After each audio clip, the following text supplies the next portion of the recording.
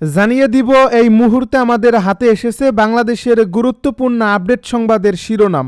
শুরুতেই থাকছে একটি চাঞ্চল্যকর প্রতিবেদন। ভারতের মেঘালয়ে গ্রেপ্তার ওসমান হাদি হত্যার শুটার ফয়সাল। দেশে ফেরাতে শুরু হয়েছে কূটনৈতিক ও আইনগত দৌড়ঝাঁপ। এ নিয়ে থাকবে বিস্তারিত প্রতিবেদন, তাই সম্পূর্ণ ভিডিও জুড়ে আমাদের সাথেই থাকুন। এবারে থাকছে পরাজিত শক্তির বাধা পেরিয়ে নির্বাচনের দিকে যেতে চাই বলে মন্তব্য উপদেষ্টা রিজওয়ানার।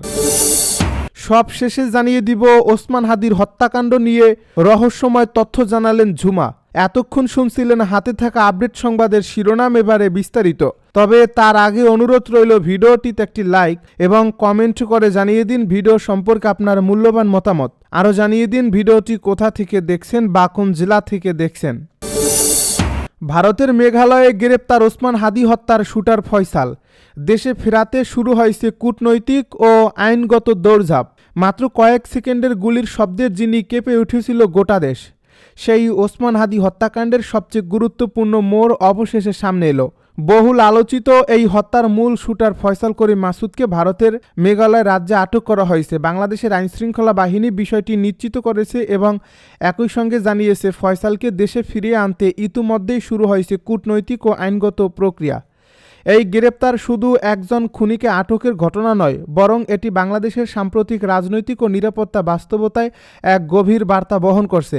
কারণ ওসমান হাদি হত্যাকাণ্ড শুরু থেকেই ছিল রহস্য, অর্থের উৎস, আন্তর্জাতিক সংযোগ এবং রাজনৈতিক ইঙ্গিতের জটিল এক জাল। ফয়সাল ধরা পড়ায় সেই জালের এক গুরুত্বপূর্ণ গিট খুলতে শুরু করছে। ঢাকা মেট্রোপলিটন পুলিশের মিডিয়া সেন্টারে এক ব্রিফিংয়ে অতিরিক্ত police commissioner S N. Mohammad Nazrul Islam প্রথম আনুষ্ঠানিকভাবে জানান, শুটার ফয়সাল বর্তমানে ভারতের মেঘালয় রাজ্যে আটক রয়েছে। ভারতীয় আইনশৃঙ্খলা বাহিনীর সহায়তায় তাকে শনাক্ত ও হেফাজতে নেওয়া হয়েছে। পুলিশ জানায়, সীমান্ত পার হয়ে পালানোর পর থেকে ফয়সাল আত্মগোপনে ছিল। ভুয়া পরিচয়, সীমান্ত সিন্ডিকেট এবং দালাল চক্রের সহায়তায় সে দীর্ঘদিন নজর এড়িয়ে চলছিল। তবে প্রযুক্তিগত নজরদারি, আর্থিক লেনদেন ট্র্যাকিং এবং গোয়েন্দা তথ্যের সমন্বয়ে অবশেষে তার অবস্থান শনাক্ত করা সম্ভব হয়।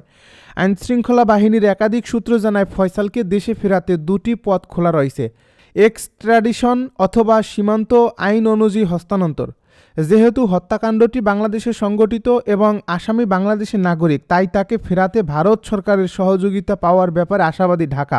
পররাষ্ট্র মন্ত্রণালয় ইতিমধ্যেই সংশ্লিষ্ট কাগজপত্র প্রস্তুত করছে। একই সঙ্গে ভারতের কেন্দ্রীয় ও মেঘালয় রাজ্য প্রশাসনের সঙ্গে যোগাযোগ অব্যাহত রয়েছে। স্বরাষ্ট্র মন্ত্রণালয়ের একটি সূত্র জানায়, এটি শুধু একটি ক্রিমিনাল কেস নয়, রাষ্ট্রের জন্য স্পর্শকাতর বিষয়, তাই সর্বোচ্চ গুরুত্ব দিয়ে বিষয়টি দেখা হচ্ছে। এদিকে স্বরাষ্ট্র উপদেষ্টা সাংবাদিকদেরকে বলেন, ওসমান হাদি হত্যার বিচার অন্তর্বর্তী সরকারের আমলেই সম্পন্ন হবে।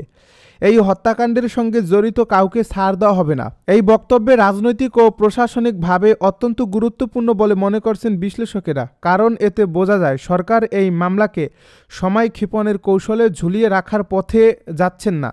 ফয়সাল শুধু একজন শুটার নয়, তদন্তকারীদের ভাষায় সে এই হত্যাকাণ্ডের লাইভ আর্কাইভ।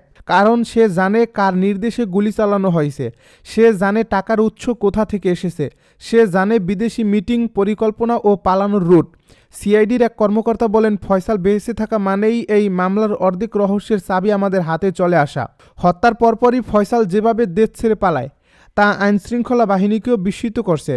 তদন্তে উঠে এসেছে, সীমান্ত এলাকায় আগে থেকেই সক্রিয় একটি দালাল চক্র তাকে নিরাপদে পার করে দেয়। এই চক্রের স্থানীয় প্রভাবশালী চোরা কারবারি এবং নকল কাগজ প্রস্তুতকারীরা জড়িত ছিল। পুলিশ জানায়, ফয়সাল ভারতে ঢোকার পর একাধিক লোকেশন বদলায়। কখনো মেঘালয়ের পাহাড়ি এলাকা, কখনো শহরতলির ভাড়া বাসা। সব মিলিয়ে সে এমনভাবে চলছিল যেন ধরা না পড়াই তার একমাত্র লক্ষ্য। পরাজিত শক্তির বাধা পেরিয়ে নির্বাচনের দিকে যেতে চাই বলছে উপদেষ্টা রিজওয়ানা। পরিবেশ, বন ও জলবায়ু পরিবর্তন, পানি সম্পদ এবং তথ্য উপদেষ্টা সৈয়দা রিজওয়ানা হাসান বলেছেন, পরাজিত শক্তি কিছু বাধার সৃষ্টি করতে পারে, সেগুলো অতিক্রম করে সুষ্ঠু নির্বাচনের লক্ষ্যে এগিয়ে যেতে হবে। শনিবার সকালে সিলেট প্রেস ক্লাবে পিবিআই আয়োজিত নির্বাচন বিষয়ক প্রশিক্ষণ উদ্বোধনী অনুষ্ঠান শেষে সাংবাদিকদের প্রশ্নের জবাবে এ কথা বলেন তিনি। সৈয়দা রিজওয়ানা হাসান বলেন, ভোটের সময় বিভিন্ন জায়গায় কিছুটা রাজনৈতিক উত্তেজনা থাকে।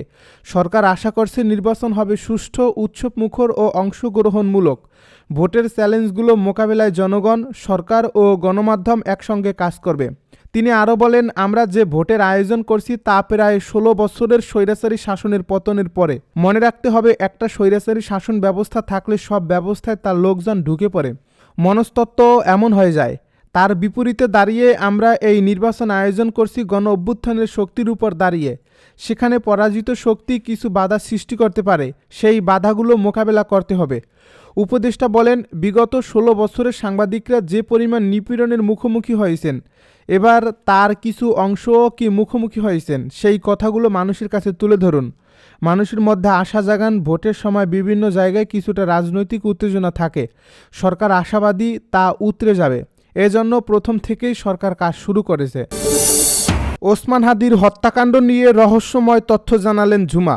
শরীফ ওসমান বিন হাদিকে খুন করতেই ফয়সালকে জামিনে বের করা হয়েছিল বলে দাবি করেছেন ইনকিলাব মঞ্চের ঢাকা বিশ্ববিদ্যালয় শাখার মুখপাত্র ফাতিমা তাসনিম ঝুমা। শনিবার সামাজিক যোগাযোগ মাধ্যম ফেসবুকে এক পোস্টে তিনি এ তথ্য জানিয়েছেন।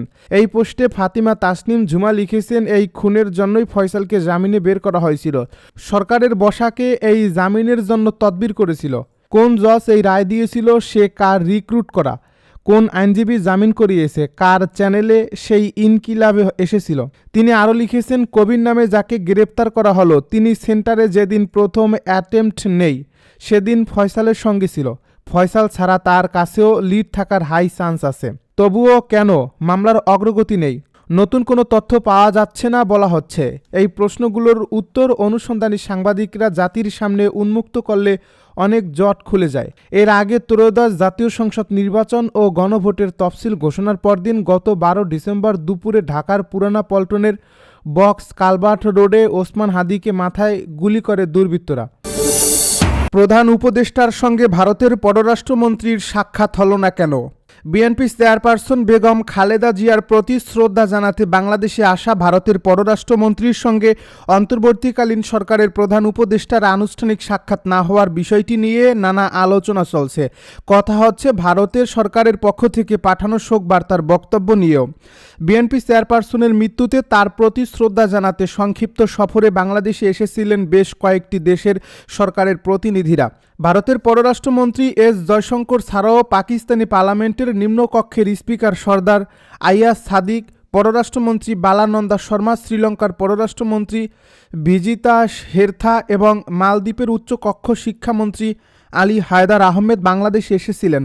প্রধান উপদেষ্টার প্রেস উইং এবং পররাষ্ট্র মন্ত্রণালয়ের মুখপাত্রের সঙ্গে যোগাযোগ করে জানা গেছে, সফররত এই নেতাদের মধ্যে পাকিস্তানের পার্লামেন্টের স্পিকার এবং নেপালের পররাষ্ট্রমন্ত্রীর সঙ্গে আনুষ্ঠানিক সাক্ষাৎ হয়েছে বাংলাদেশের প্রধান উপদেষ্টা অধ্যাপক মুহম্মদ ইউনূসের। তবে সাক্ষাৎ হয়নি ভারত, ভুটান, শ্রীলঙ্কা এবং মালদ্বীপের প্রতিনিধিদের সঙ্গে। অন্য দেশগুলো নিয়ে তেমন আলোচনা না হলেও ভারতের পররাষ্ট্রমন্ত্রীর সঙ্গে দেখা না হওয়ার বিষয়টি নিয়ে নানা ব্যাখ্যা বিশ্লেষণ সামনে আসছে। বাংলাদেশের পররাষ্ট্র মন্ত্রণালয়ের মুখপাত্র মাহবুবুল আলম অবশ্য জানিয়েছেন, স্বল্প সময়ের এই সফরে ভারতের পররাষ্ট্রমন্ত্রীর সঙ্গে প্রধান উপদেষ্টার সাক্ষাৎ না হলেও আইন উপদেষ্টা আসিফ নজরুল এবং জাতীয় নিরাপত্তা উপদেষ্টার বৈঠক হয়েছে। এদিকে ভারতের পররাষ্ট্রমন্ত্রী এই সফরকে আন্তঃরাষ্ট্রীয় সম্পর্ক বা রাজনৈতিক দৃষ্টিভঙ্গি থেকে না দেখাই ঠিক হবে বলে মন্তব্য করেছেন অন্তর্বর্তী সরকারের পররাষ্ট্র বিষয়ক উপদেষ্টা তৌহিদ হোসেন। বেগম খালেদা জিয়ার অন্ত্যেষ্টিক্রিয়ায় ভারতের পররাষ্ট্রমন্ত্রীর আগমনকে ইতিবাচক যে সচার হিসেবে উল্লেখ করেছেন তিনি। তবে এই সফরের মধ্যে দিয়ে দুই দেশের মধ্যে চলমান সম্পর্কের টানাপোড়েন দূর হবে কিনা তা ভবিষ্যতেই বলে দেবে।